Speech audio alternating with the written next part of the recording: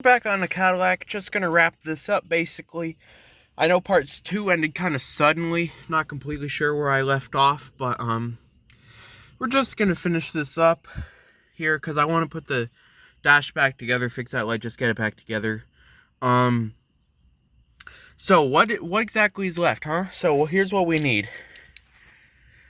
2 tubes here and a couple of mosquitoes. Get the hell out of here. But 2 tubes here. We got 2 tubes in the thing. Now this first one is not what I was expecting to see. It's just this little tiny thing. All it's got is one single filament in it, so it's some kind of a resistor or something. I don't know why it only has one filament. It doesn't...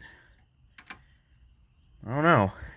The filament looks like it may still be intact, although if it is, in the middle there you can see it's really on its last leg. Looking in person, it looks as though, I know you can't see it, it's not focused, but in person it looks as though it may have just barely lost contact.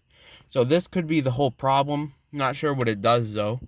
This is our other tube. This, I mean, I don't know what it does either. There's not really a lot of detail on the Matic system. I would assume this is the main amplifier. I have no idea what that other thing could be for, but this is definitely like an amplifier, I think.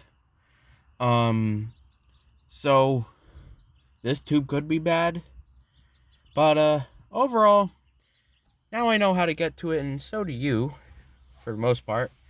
So I'm basically just going to throw it back together. Installation is the reverse of disassembly. So that ends it for this series. Unfortunately, I don't have any satisfying conclusions to present because I don't have the parts to replace these tubes and see if it works.